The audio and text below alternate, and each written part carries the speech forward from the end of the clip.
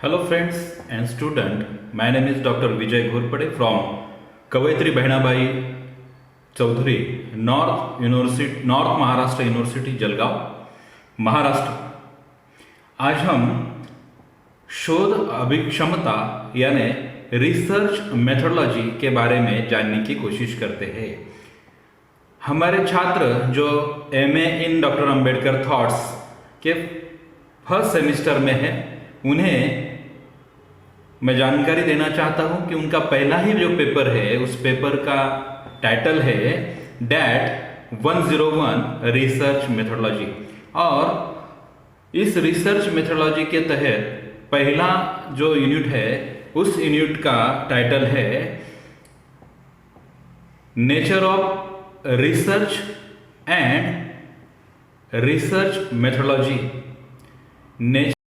Research methodology ये बहुत ही महत्वपूर्ण टॉपिक है, जो कि UGC, JRF, net, college, university के तहत जो भी रिसर्च करते हैं, या MPhil का रिसर्च हो, PhD का रिसर्च हो, या कोई रिसर्च पेपर लिखना है या रिसर्च आर्टिकल लिखना है, तो इसके लिए आपको रिसर्च मेथोडोलॉजी का ज्ञान होना बहुत ही जरूरी है, बहुत ही जरूरी होता है। आज का जो टॉपिक है, आज का जो लेक्चर है, वो lecture research methodology, what is definition of research, what is research methodology, इस पर है। तो पहले हम ये जानेंगे कि रिसर्च मेथोडोलॉजी, शोध अभिक्षमता क्या है। समाज शास्त्रियों ने शोध अभिक्षमता की क्या परिभाषा की है, ये जानने की कोशिश करेंगे। देखिए, समाजशास्त्री जो है, उस समाजशास्त्री समाज के विभिन्न अंग का व्यापक स्तर पर विकास हो, मानवता और मानव की सभी क्षेत्र में विकास होने के लिए लगातार शोध होता है। और इसी शोध अभिक्षमता के बारे में PV यंग क्या कहते हैं? Social research is a systematical investigation to gain a new knowledge about social phenomena and problem. Research क्या है? To find out something again and again regarding something. पुनः पुनः खोज करना, पुरानी खोज के आधार पर नई खोज प्रस्तापित करना, इसे शोध अभिक्षमता कहा जाता है।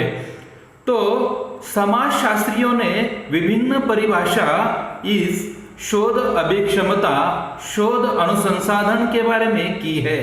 तो कुछ परिभाषा हम जानने की कोशिश करेंगे। इस परिभाषा जानने के बाद हमें इसका पूरा आकलन हो जाएगा कि रिसर्च क्या है और रिसर्च मेथोडोलॉजी क्या है।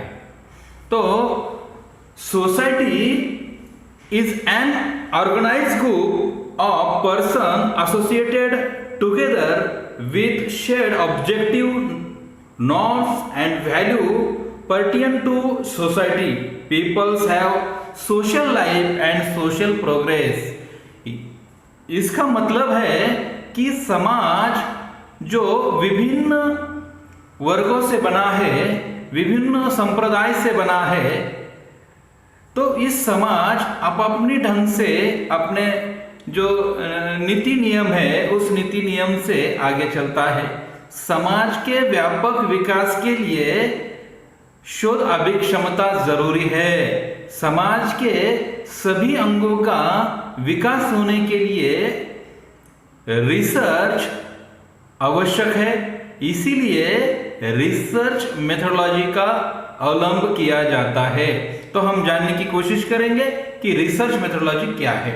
देखिए, research is the systematic organized efforts to investigate a specific problem that needs to solution. It contribute to the general body of knowledge. It also correct human knowledge. Its attempt to answer और solve social problem. एक ऐसी व्यवस्था है जो शास्त्रीय आधार पर की गई ये जांच है, जो साइंटिफिक तौर पर जो जांच होती है, जो पड़ताल होती है, जो खोज होती है, उसे वस्तुनिष्ठता और सत्यता प्राप्त होती है। इस सारी प्रक्रिया को हम शोध अभिक्षमता कहते हैं। इसे अंग्रेजी में कहते हैं research is an academic activity and as such the term should be used in technical sense. According to Clifford woody research के बारे में क्या कहते हैं ये भी हम जानेंगे।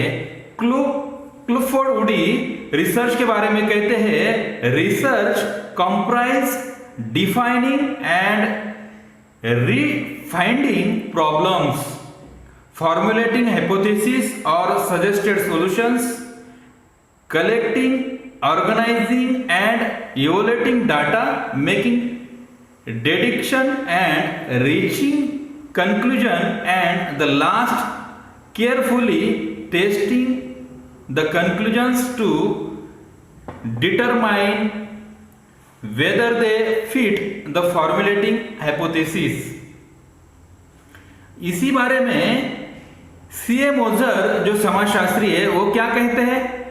सीए मोजर कहते हैं social research is a systematized investigation to gain new knowledge about social phenomenon and problem. इसी प्रकार समाज में जो विभिन्न स्तर पर शोध कार्य होता है, शोध अभिक्षमता होती है, रिसर्च होता है, ये रिसर्च शास्त्रीय आधार पर एक सुनियोजित ऐसे प्रक्रिया के माध्यम से किया जाता है, उसे शोध अभिक्षमता कहते हैं। ठीक है, तो रिसर्च क्या है और रिसर्च मेथड्स क्या है, ये आज के टॉपिक में हमने